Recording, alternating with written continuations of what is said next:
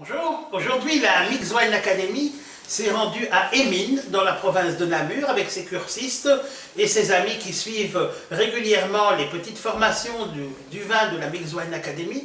Nous nous sommes rendus pour une journée exceptionnelle au domaine du Chenois à Émine, chez monsieur Philippe Graffet, qui nous a reçus très gentiment.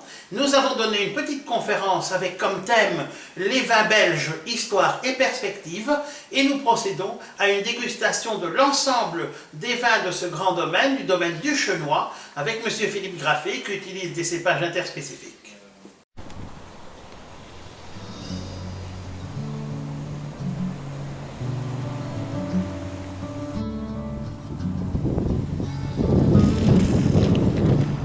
Donc là, ça s'ouvre, donc il y a une partie où ça se sépare, donc les baies d'un côté et la rame Mixed Wine Academy que nous faisons pour la première fois en dehors de Bruxelles et que nous allons faire avec monsieur Philippe Graffet qui va nous recevoir tout à l'heure pour la dégustation, je crois, de 6 vins du domaine du Chenois.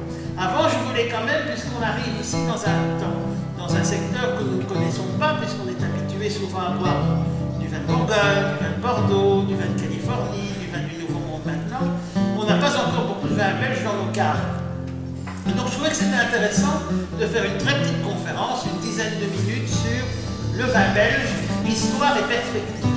Alors le vin belge, d'où il vient, depuis quand est-ce qu'il y a de la vigne en Belgique? Est-ce que vous avez une idée? Oui.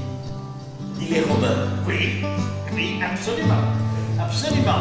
Alors, les Romains se sont eux qui ont introduit dans toute leur terre de conquête ce qu'on appelle vitis vinifera, c'est-à-dire c'est la vigne, mais la vigne qui était au départ sauvage, mais qui sert à produire le vin. Introduit par les Romains, mais on ne peut pas dire qu'il y ait eu, comme nous avons aujourd'hui, des domaines structurés. On a eu en Italie, évidemment, hein, puisque dans la Rome antique, il y en avait en Italie, mais ici, chez nous, en Belgique, on ne retrouve pas la trace de vignobles structurés, mais ils ont introduit la vigne. Il y a probablement eu des petites propulsions, mais historiquement, c'est très difficile à ce niveau-là de trouver des sources qui nous disent bien s'il y a eu ou pas. Et donc, on est confronté à cette période-là de glaciation. Pour vous donner un peu l'image de ce qu'on avait à cette période-là, ce sont les tableaux de Bruegel lancés. Vous voyez qu'à l'époque, eh bien, on patinait, il faisait très froid, et c'était dans les Flandres, etc., on patinait très régulièrement. Vous avez des enfants, des jeunes et des personnes âgées de tous âges qui patinaient au Moyen-Âge. Eh bien, ça correspond spécifiquement à cette période climatique. Il est bien évident qu'on a actuellement des hivers qui sont quand même beaucoup plus chauds que cette période-là, qui a été une période d'à peu près 150 ans. Donc, disparition d'une grande partie de la vigne dans nos contrées, et les moines, eux, évidemment, sont confrontés à cette problématique-là aussi. Et ils ont le vin qui s'était généralisé aussi comme boisson régulière pour les personnes de nos contrées, s'est fait, s'est fait distancer par une autre boisson qu'on a commencé à trouver. Avec cerise, framboise.